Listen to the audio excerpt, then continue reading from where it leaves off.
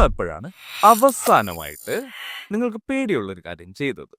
പേടിയുള്ള കാര്യം എന്ന് പറയുമ്പോൾ നമ്മളുടെ കംഫർട്ട് സോണിനും പുറത്തുള്ള ഒരു കാര്യം ചെയ്തത് എപ്പോഴാണ്? എന്നാൽ നമ്മൾ ഇന്ന് സംസാരിക്കാൻ പോകുന്ന കാര്യം അത് തന്നെയാണ്. ഒരല്പം എക്സ്ട്രാ ചെയ്യുന്നതുകൊണ്ടുള്ള മാജിക് എന്താണ്? എന്ത് കാര്യത്തിലായാലും നമ്മളുടെ കംഫർട്ട് സോണിന് പുറത്ത്, ജസ്റ്റ് പുറത്തായിട്ട് നമ്മൾ ട്രൈ എ ലിറ്റിൽ എക്സ്ട്രാ, അവിടെയാണ് നമ്മൾ ഇവോൾവ് ചെയ്യുന്നത്.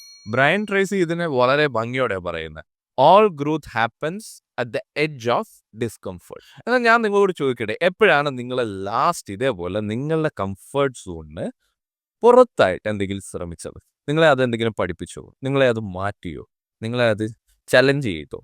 അറ്റ്ലീസ്റ്റ് ഒരു കാര്യം ഈ കഴിഞ്ഞ 1 മാസത്തിൽ, കഴിഞ്ഞ 6 മാസത്തിൽ അങ്ങനെ എന്തെങ്കിലും നിങ്ങൾ ട്രൈ ചെയ്തിട്ടില്ലെങ്കിൽ ഞാൻ എൻകറേജ് ചെയ്യാണ് നിങ്ങളോട് ട്രൈ ചെയ്യാൻ. അപ്പോൾ ഈ ചെറിയ സ്റ്റെപ്പുകൾ എങ്ങനെ വർക്ക് ചെയ്യുന്നു, അതിനെയാണ് കൈസൻ എന്ന ജാപ്പനീസ് കൺസെപ്റ്റ് പറയുന്നത്. ബെറ്റർ 0.1% എവറി ഡേ എന്ന് കണ്ടാൽ മതി.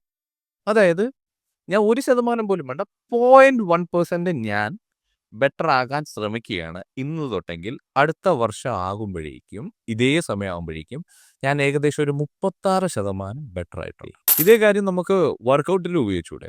വർക്കൗട്ട് ചെയ്യുമ്പോൾ ഒരു പുഷപ്പ് കൂടുതൽ അടിക്കാൻ ശ്രമിക്കുക, അല്ലെങ്കിൽ ഒരു റെപ്പ് കൂടുതൽ അടിക്കാൻ ശ്രമിക്കുക, അല്ലെങ്കിൽ 1 കിലോ കൂടുതൽ യൂസ് ചെയ്ത് ലിഫ്റ്റ് ചെയ്യാൻ ശ്രമിക്കുക. ഇനി നമ്മൾ ജിമ്മിൻ്റെ ബേസിൽ പ്രോഗ്രസീവ് ഓവർലോഡ് എന്ന് പറയും. പക്ഷേ സെയിം കൺസെപ്റ്റ് സെയിം ആണ്.